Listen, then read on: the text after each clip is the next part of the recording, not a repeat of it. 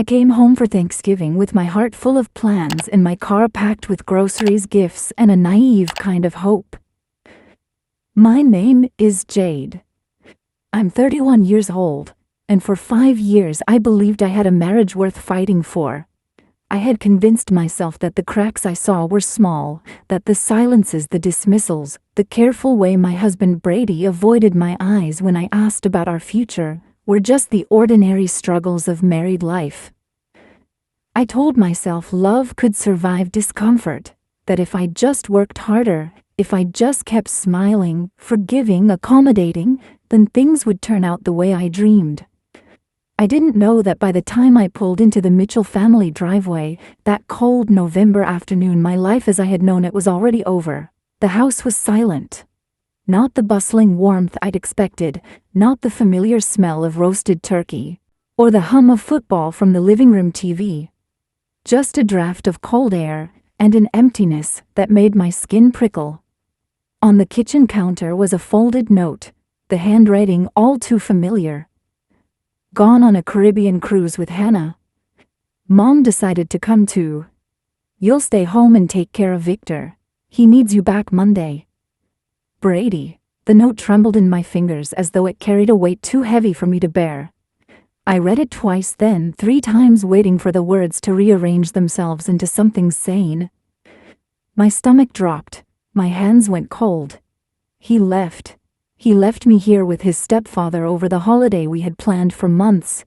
He left not with family, not even with a business trip excuse, but with her, Hannah, the colleague whose name had surfaced more often in his stories, the woman he swore was just a friend.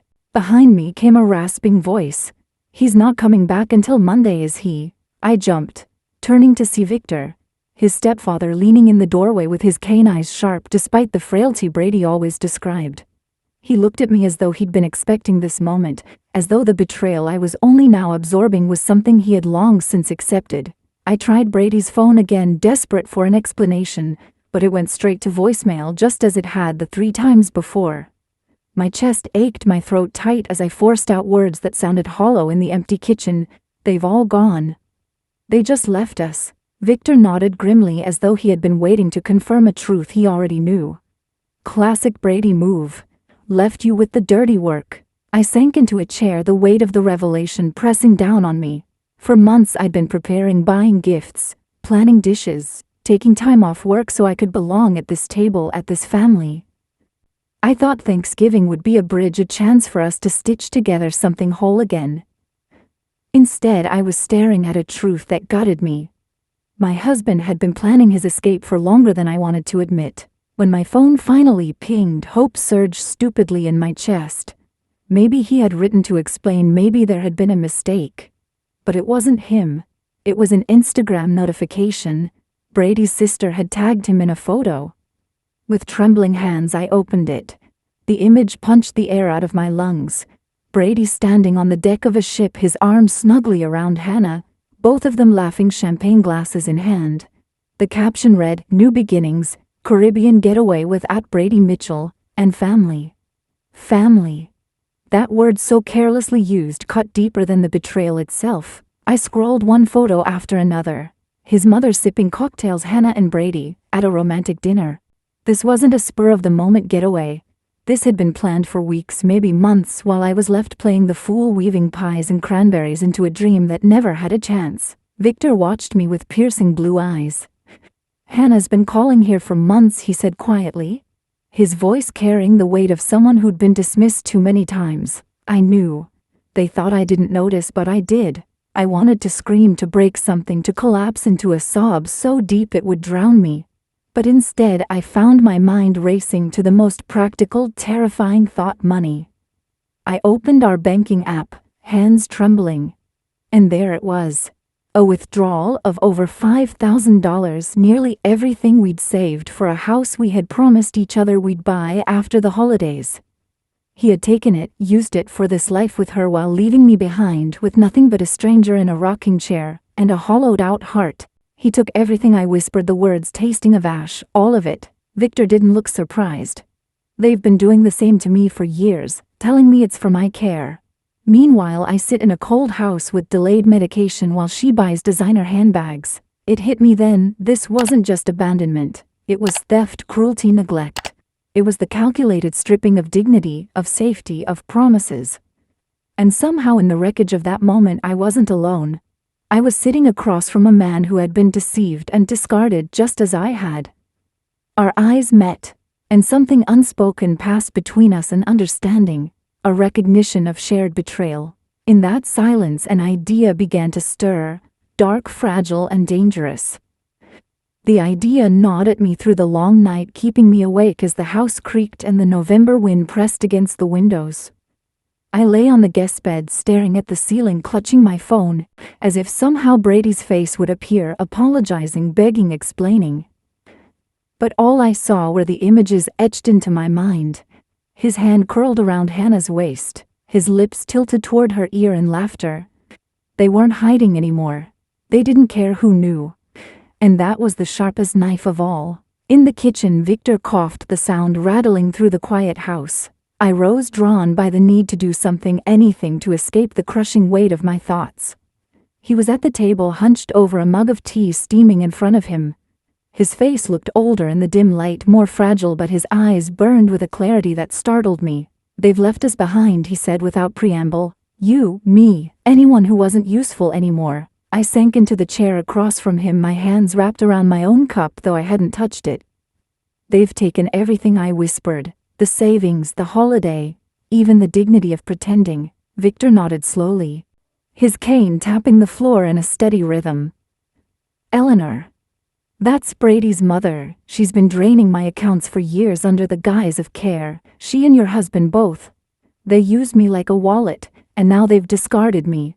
You're just the latest casualty." His words settled into me like stones, heavy and undeniable. I thought of the countless times Brady had dismissed my concerns about money, brushing me off with a smile and a quick kiss. "Don't worry, Jade," he would say. "I've got it handled." And like a fool, I believed him. I pressed my palms against the table, forcing strength into my voice. "We can't just sit here. We can't let them do this." Victor's lips curved into something between a grimace and a smile.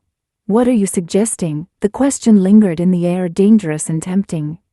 I hadn't thought it through, not fully, but the seed was there. They had left us here expecting silence, compliance, invisibility. They had underestimated the strength of the discarded. Over the next few days, Victor and I fell into an unlikely companionship. We cooked together simple meals from the pantry, because Brady had emptied the fridge. We talked late into the night, piecing together the fragments of betrayal we had each endured. He told me of the years he had worked to provide for Eleanor, only to watch her squander everything on appearances. I told him of the nights I lay awake waiting for Brady, of the excuses, the lies I had convinced myself were harmless. And somewhere in those conversations, the fragile idea grew teeth. Victor had knowledge, documents, receipts, quiet proof of years of financial manipulation. I had access passwords, emails, accounts. Brady had foolishly left logged in on our shared laptop. Together we began to trace the web of deceit, line by line, withdrawal by withdrawal.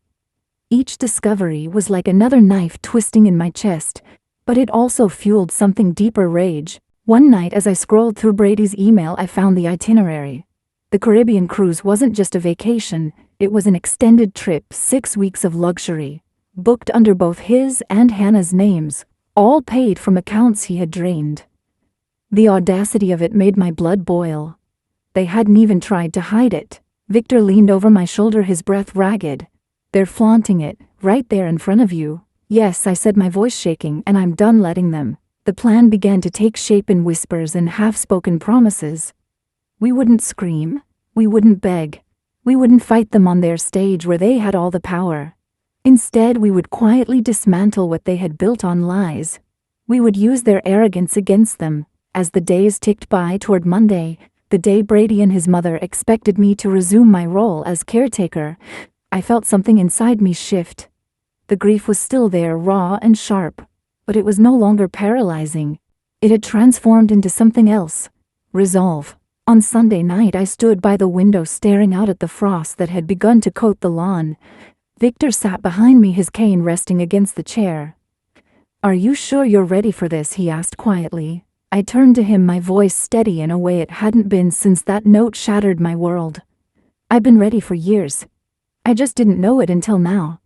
Monday arrived with a bitter chill that seeped through the walls of the house as if the very air wanted to remind me how cold betrayal could be. I woke before dawn, my body buzzing with a nervous energy that felt equal parts dread and determination. The driveway was empty, but I knew they would return soon, expecting everything to be just as they had left it. Victor compliant in his chair, me dutiful in my apron, their perfect facade preserved. But nothing was the same. Victor and I had spent the weekend gathering every thread of evidence we could find. He had stashed away old financial records, letters, and receipts that showed years of withdrawals labeled care expenses that never reached him. I had printed Brady's emails, screenshots of his cruise bookings, photos from social media, where he and Hannah flaunted their champagne smiles while my heart collapsed in silence. The pile of documents on the dining table felt like a weapon sharp enough to cut through the lies they had spun. When their car finally pulled into the driveway that afternoon, my pulse pounded in my ears. I watched from the window as Brady emerged firsthand, grinning, his shirt unbuttoned, just enough to reveal the confidence of a man who thought he'd gotten away with everything. Hannah stepped out next, her sunglasses hiding whatever satisfaction gleamed in her eyes. And then Eleanor, regal as ever, clutching her handbag like it contained the crown jewels. They entered the house with laughter, the smell of expensive perfume wafting in like an unwelcome guest. Brady's eyes lit up when he saw me standing in the living room. "Jade," he said casually, as though he hadn't abandoned me for nearly a week. "We're back." I didn't answer. I simply pointed to the table where the evidence lay waiting. The laughter faltered. Hannah froze mid-step. Eleanor's smile tightened and Brady's brow furrowed. He approached the table, flipping through the papers with a growing unease. "What is this?" he demanded, his voice sharper now. "It's the truth," I said quietly, my words trembling, but strong. "Years of it. Every dollar stolen, every lie told, every betrayal exposed. You didn't just leave me, Brady, you tried to erase me, but I won't be erased." Victor wheeled himself forward, his voice steady despite the rasp in his chest. "And you didn't just rob Jade, you robbed me too. I gave this family everything and you bled me dry under the guise of love." Eleanor's eyes flashed, her carefully maintained composure cracking. "You ungrateful," she began, but Victor cut her off with a strength that silenced the room. "No," he said. "You don't get to play the matriarch anymore. You've lived off lies long enough. Today it ends." Brady slammed a fist on the table, his mask of charm finally shattering. "You think anyone will believe this? It's your word against ours." I reached into my bag and pulled out a small black recorder, pressing play. His voice filled the room, words from a voicemail he had left Hannah, bragging about how easily he had taken the money, how he planned to leave the old man and the clueless wife behind. His own arrogance had been his undoing. The color drained from Hannah's face. Eleanor hissed his name like a curse, and for the first time in years I saw fear in Brady's eyes. I leaned forward, my voice low, steady, and deadly clear. "This is no longer your game. I've already sent copies of everything to the bank, to Victor's lawyer, and to mine. The world you built on deception is already crumbling." Silence crashed over the room, heavy and absolute. The family who had once towered over me, who had laughed while I stood humiliated, now sat stunned, cornered by the truth. And in that silence I felt something I hadn't in years: power. Victor reached for my hand, squeezing it gently. His grip was weak, but the meaning was strong. Together the discarded had risen, and this was only the beginning. The silence that followed was suffocating, broken only by the ticking of the clock on the mantel.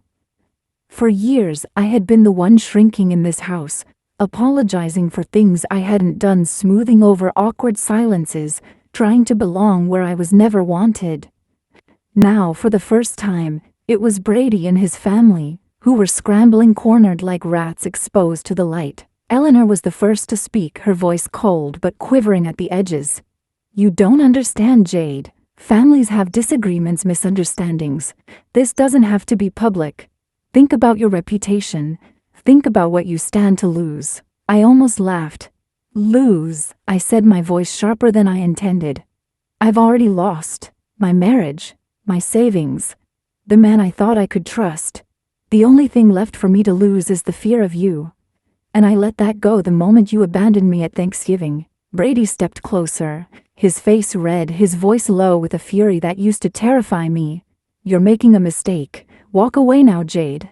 Delete whatever you think you have and maybe I'll forgive this little stunt." His words ignited something in me. A memory of every time he'd brushed off my concerns.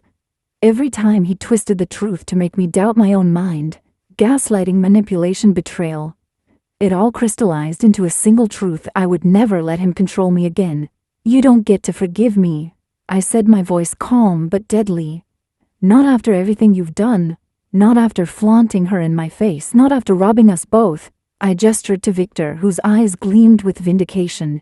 "You tried to strip us of dignity, of security, of our voices.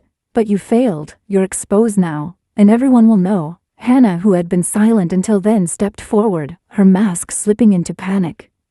"Brady, we should go," she hissed. "We can fix this later, but not here." But there was nowhere left to go. That evening, Victor's lawyer arrived, summoned with a single call I had made that morning. I handed him the folder of documents, copies of everything I had unearthed.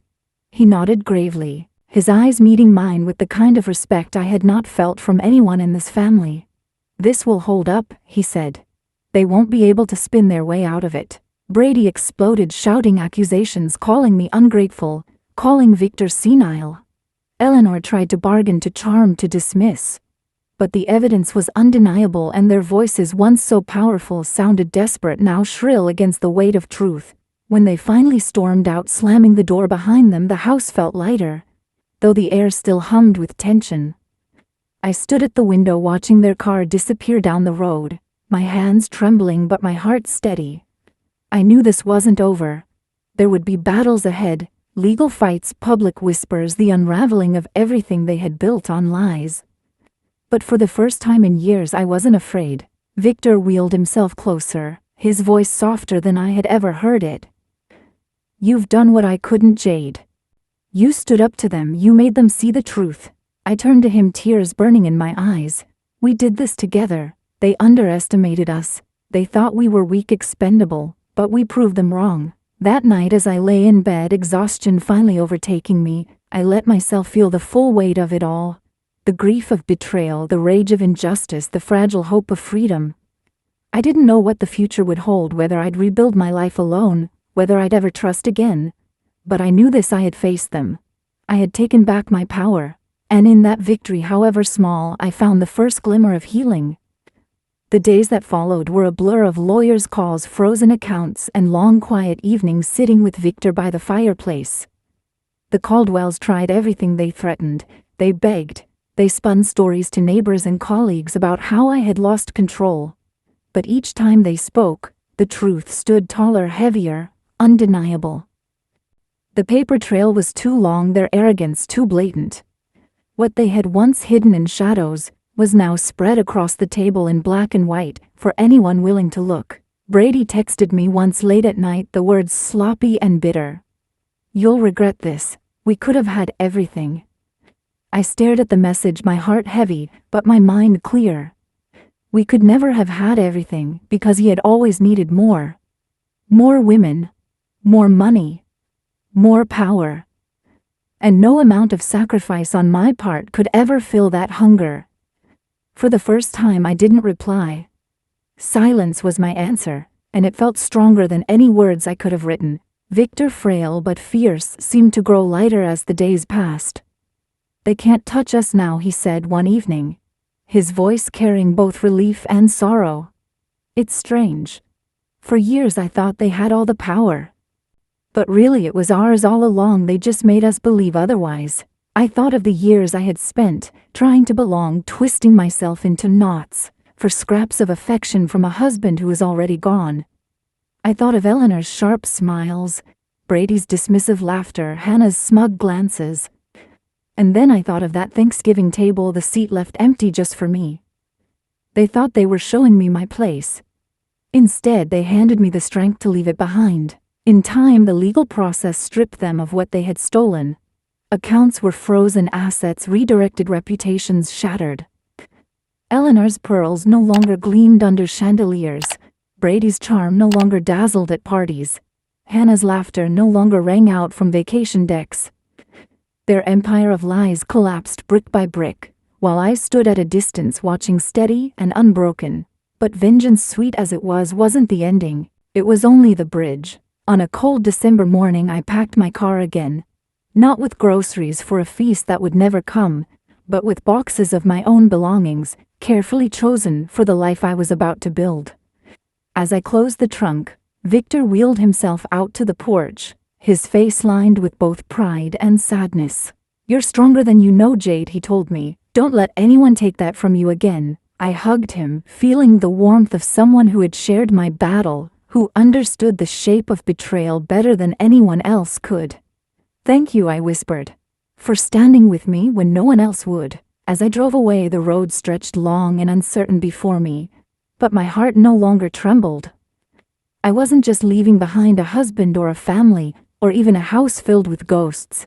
I was leaving behind the version of myself who thought she had to earn love by enduring cruelty. And in her place, I was becoming someone new, someone unafraid, someone whole. If you've listened to my story, thank you for letting me share it with you. If it touched something in you, please like, share, and subscribe. Your support means more than you know. And tell me in the comments, have you ever faced betrayal that forced you to find your own strength? Because maybe, just maybe, your story is the one someone else needs to hear. Because sometimes the greatest revenge isn't destruction, it's survival. It's freedom. It's finally writing your own ending.